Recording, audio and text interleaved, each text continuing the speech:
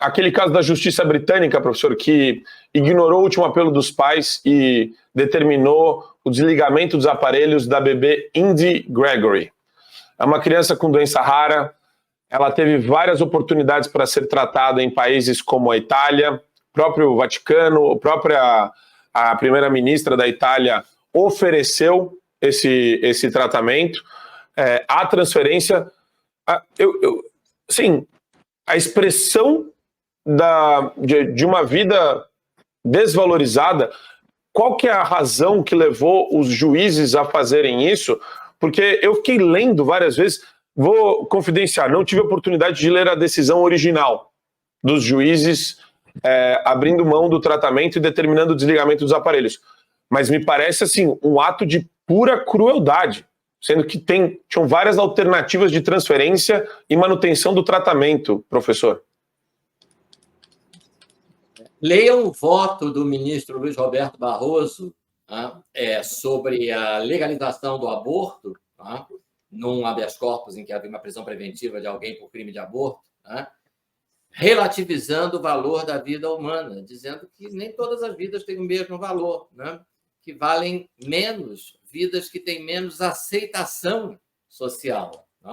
E vocês vão entender a postura desses juízes progressistas, entre aspas, muitas aspas, porque precisa ter muitas aspas para chamar de progressista quem condena um bebê à morte. Então, é isso, é a relativização da vida. Não dá para falar aqui, não vamos ter tempo, mas eu sugiro que vocês pesquisem, que o nosso público pesquise esse voto do ministro Barroso. Pode pesquisar numa série de artigos muito bons do Flávio Gordon, que analisa esse texto do Barroso, mostrando como os progressistas relativizam a vida humana.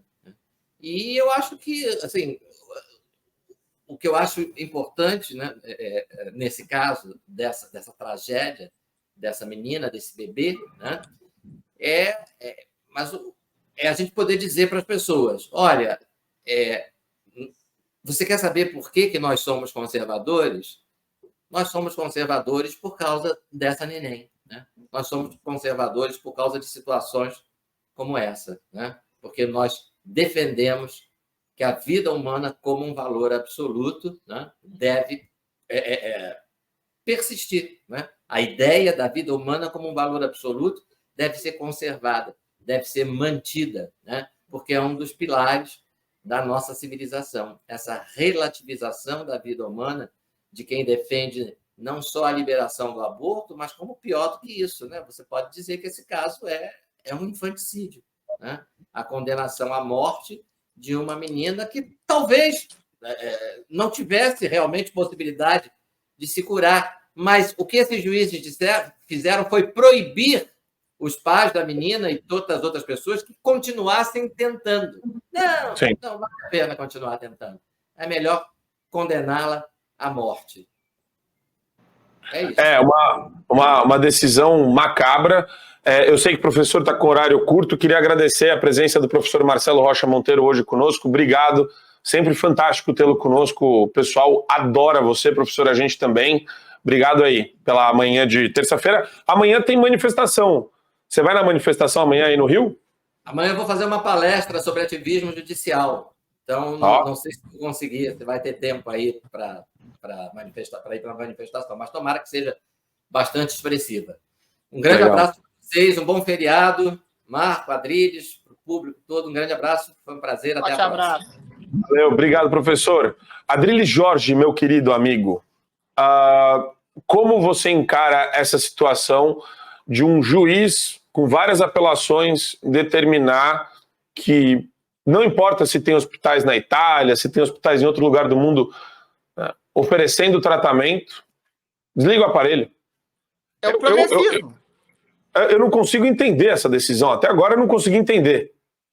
É o progressismo, é o progresso em direção à morte. Se você estabelece que a criança está com dores, que ela tem uma doença grave, você relativiza o valor da vida dela, como diz o doutor Marcelo, porque ela é ainda um recém-nascido. Se você relativiza a vida de maneira absoluta, com perdão do paradoxo, por exemplo, um feto não é um ser vivo, pode ser abortado.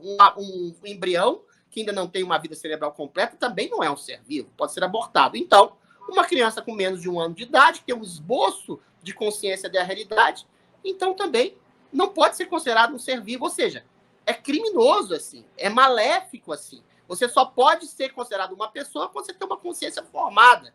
Ou seja, quase nunca, né? Porque a gente está sempre aprendendo algo em relação à realidade. Mais perverso ainda, quando a gente vê exatamente uma falsa defesa do absoluto do valor da vida por um Flávio Dino, por exemplo. Não. O valor da vida vem antes da liberdade. Só que aí ele fala em vacinação compulsória e obrigatória de crianças, que é o público mais infenso à Covid-19, que pode ter algum tipo de sequela em relação a uma vacina cujos efeitos colaterais a longo prazo, que não teve longo prazo ainda são desconhecidos.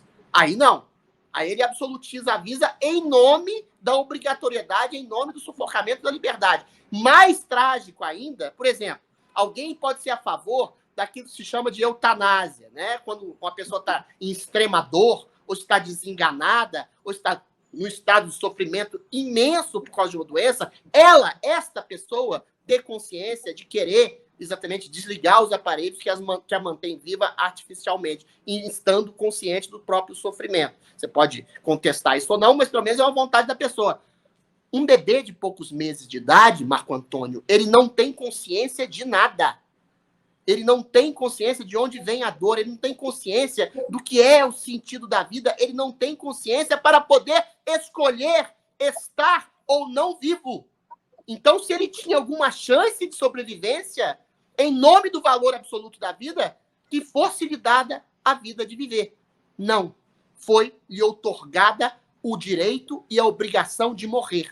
Foi condenado à morte por essa relativização espúria da vida que é preconizada por esse progressismo. Agora, progresso em relação a onde? Progresso em relação à morte, e à morte de uma criança. É muito macabro isso daí.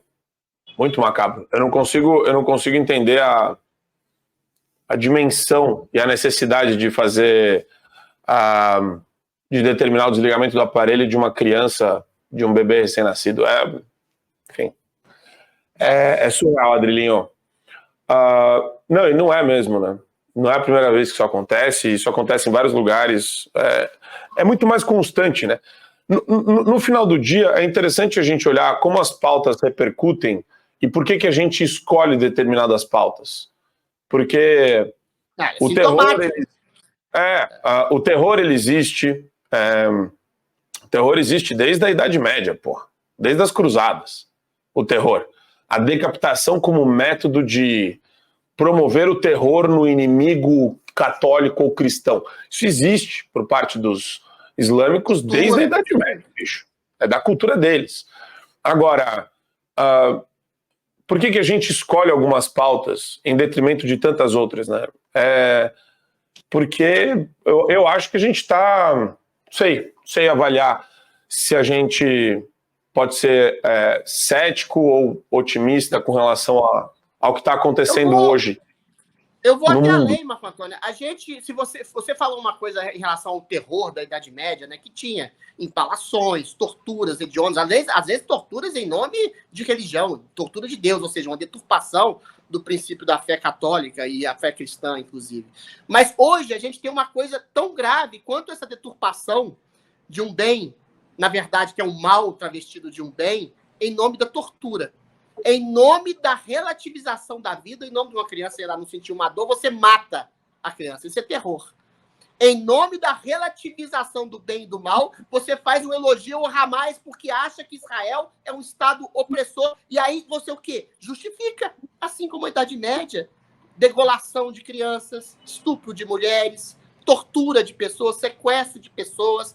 Ou seja, a relativização moderna, que a gente deveria estar no Estado sob o manto da democracia, sob o manto da liberdade, você usa bons valores para justificar perseguição, para justificar censura, como tem no Brasil, prisão indevida, como tem no Brasil, para justificar tortura. Não, o Hamas... E isso quem falou foi o secretário-geral da ONU, hein? Que eu estou falando, não. O Hamas torturou mulheres, decapitou bebês, assou crianças, mas não foi do nada. Foi do Estado opressor em nome da defesa do Estado contra o Estado opressor de Israel, que é uma mentira histórica, né? Ou seja, você tem democratas, líderes espirituais, líderes de governo justificando tortura, censura e até morte de bebês. Ou seja, você tem a modernidade travestida de torturador, travestida de um bem para justificar tortura e barbárie, assim como na Idade Média. Ou seja, não mudou muita coisa a humanidade lá para cá, infelizmente. A essência da natureza humana, né? Ela é muito parecida. Mudou o quê? A gente desenvolveu algumas tecnologias. Hoje a gente tem um notebook, hoje a gente tem um iPad, mas a essência é igual.